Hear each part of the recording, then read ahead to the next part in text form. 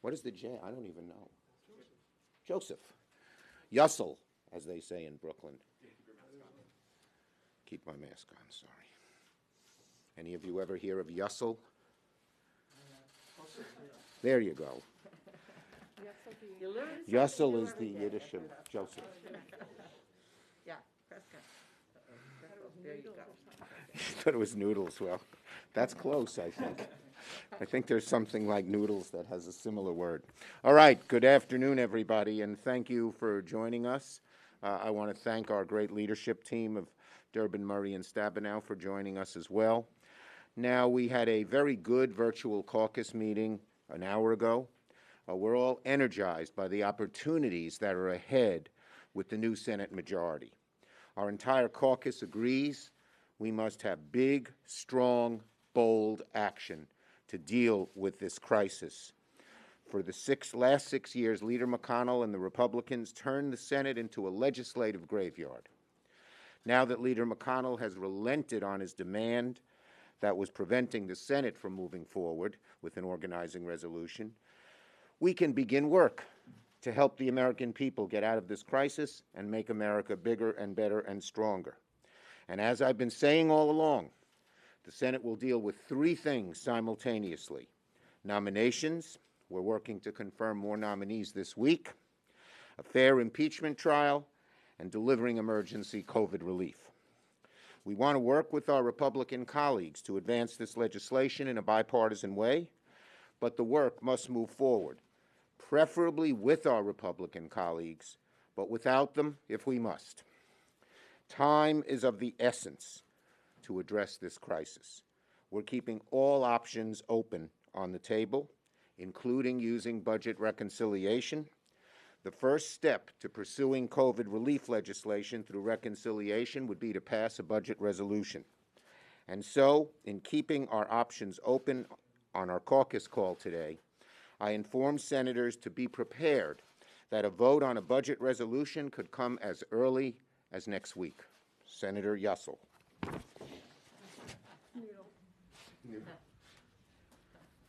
Yussel's the name of the game. It's a year ago, it was a year ago this week, that the first coronavirus patient was diagnosed in my state of Illinois. 1 year. She had traveled to China, came back to the suburbs of Chicago, and was diagnosed with COVID-19. That's the first we saw it in our state. A year later, 1 million people in my state have been infected by the COVID-19 virus, and 19,000 have died. That happened in 1 year. We have not won this war yet against this COVID-19 or this pandemic. We're in a situation politically, though, where some people would like to think we have. Those would be the same people who would say, you know, D-Day was so successful, we don't have to continue this war, do we? Quarterbacks who say, can we end this in the third quarter? That'd be just enough for me. Well, that doesn't reflect reality. We still have a battle to fight here. Go home and ask people how much access they have to vaccines. Patty has been a leader on this issue. And people don't. I can tell you in my hometown in Springfield, Illinois, calling the Sangamon County Health Department, trying to find a day when you can get a vaccination, even for eligible groups, is 50-50, whether you'll even get through. And that's the reality of what we faced with in terms of these vaccines. What President Biden has said is we need to get serious about this, and now.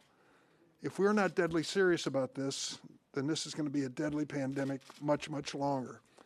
And that means moving now, ending the debate and moving forward with passing legislation to extend the vaccines and to make sure that more and more of them are being produced. That isn't the end of it. We have so many thousands of people in my state, 350,000 claiming unemployment benefits, 190,000 pandemic unemployment assistance, and 210,000 pandemic emergency unemployment compensation. These people don't have anywhere to turn. And if we're going to cut off our benefits to them, it's fundamentally unfair to these families. I was in on the ground floor of the so-called Common Sense Caucus, 908 Caucus, bipartisan caucus of senators. And the reason we came up with the bill we did and gave it to the leaders to complete in December was we said, this is an emergency bill affecting the first quarter of the year. So what are we going to do about the rest of it? That's what President Biden is challenging us to do, is to make sure that we do something about the rest of the year in terms of improving the economy. The cash payments for families, we can have a good argument as to the exact formula, and I think we should. But the bottom line is these families are desperate for financial assistance and they need it now. I'm just going to close. I'm not the economist and the expert in the subject, but someone who is. Janet Yellen said, without further action, we risk a longer, more painful recession now and longer-term scarring of the economy later. We've got to help the American families across the board get vaccinated, get this pandemic behind us, and get back to work. Senator Murray. Well, thank you. It's Oh, Murray, we know that Moish. Moish. Senator Moish, that's Murray, like Yussel. I'll check with my I didn't know husband's what Patty was, family. but I knew Murray. Murray Sturgeon. Okay. Is that another kind of noodle or what?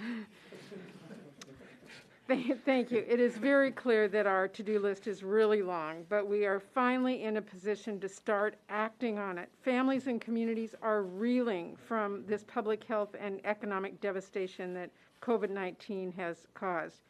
Rather than downplaying this crisis or dismissing the struggle people are experiencing, we are going to deliver on direct payments, child care, vaccines, critically important, getting our kids back into classrooms, helping our state, local, and tribal governments respond to COVID-19 without having to cut jobs and further undermine our local economies, and much more.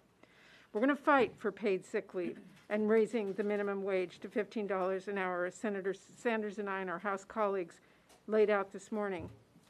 We're also going to be moving to make sure that the Biden-Harris administration's nominees are able to get to work on the massive challenges ahead of us.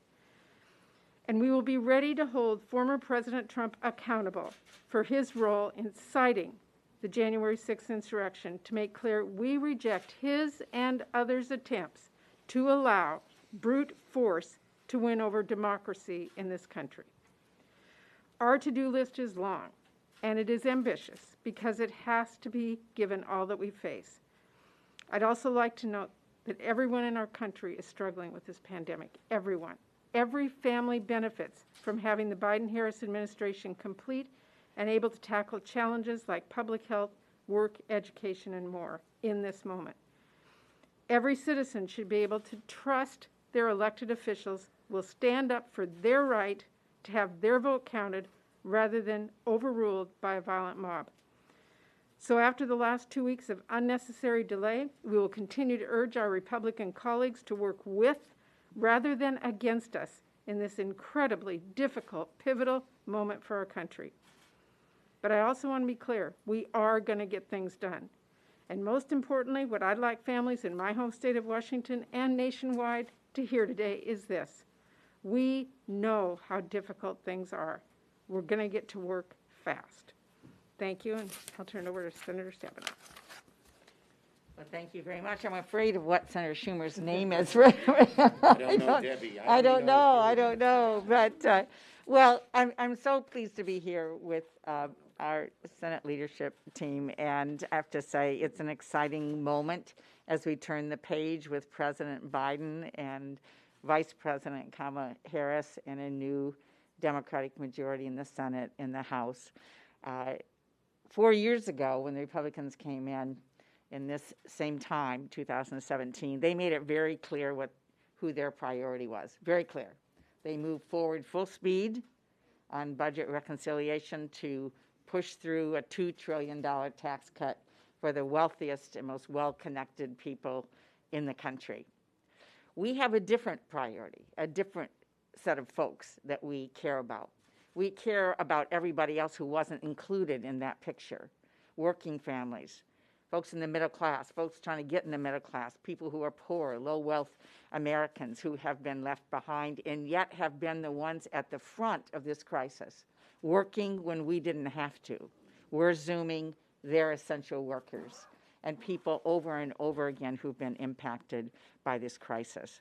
So what President has proposed, what we are working on in support is to robustly and quickly help everyone both have their capacity to be healthy and save lives and be able to get our arms around this so everyone can get a vaccine, and also to focus on people's livelihoods. Everybody's life has been turned upside down, let's face it, everybody's. And we understand that we have got people who need to have not only their job, their small business, their farm, but children have got to go back to school.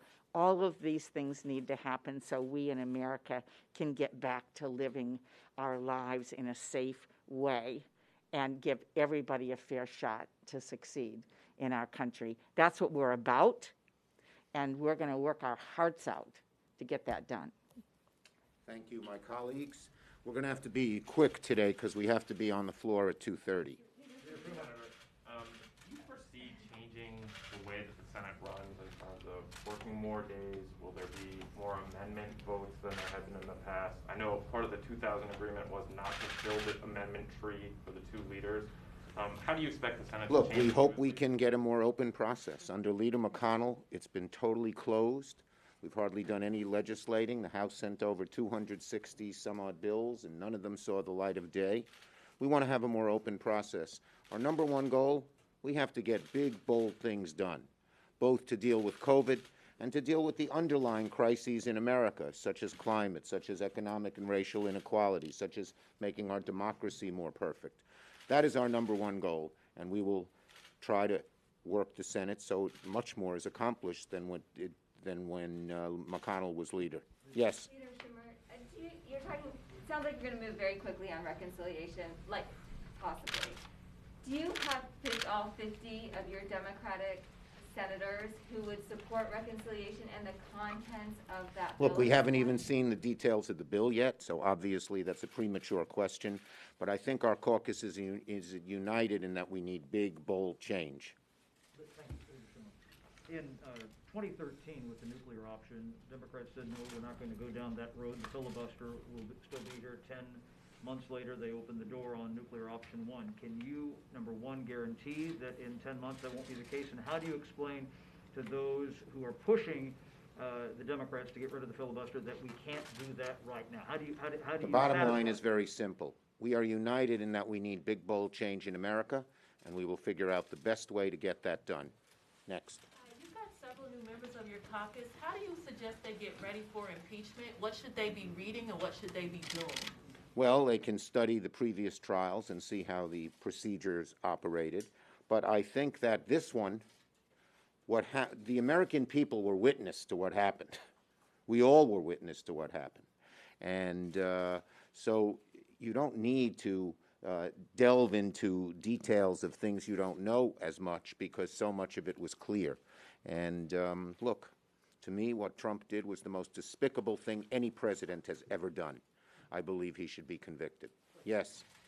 Senator, the Biden administration has laid out, obviously, an ambitious agenda on immigration and climate and other issues.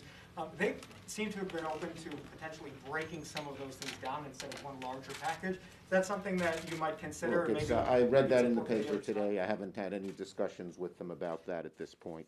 We're focused on getting a good COVID bill done. Last one. On the impeachment I trial, don't wanna have skip you you, given so. have you given thought to how long it needs to last? What witnesses you'd like We're to hear? still Testimony you'd like to hear? we're still negotiating on the trial with Leader McConnell. So far, the negotiations have worked out pretty well. We came to an agreement that met our needs and his. He needed some time for the Trump lawyers to prepare. We wanted time to do COVID and nominations. Let's hope it continues along that vein. Last one. Leader, you said that you want to have a bipartisan deal and that you want to see what the details are in the package before you talk about things like reconciliation. How long are you willing to wait on Republicans to come to the table and negotiate something before you go down a road like reconciliation? We have to see what they say in the next few days. Some of the comments, admittedly, have been disheartening. Some of them have rejected things right now, but we're always hopeful that some of them will see the light. And remember, even on reconciliation, Republicans can join us and vote for it. That's happened many times in the past. Thank you, everybody. Thank you.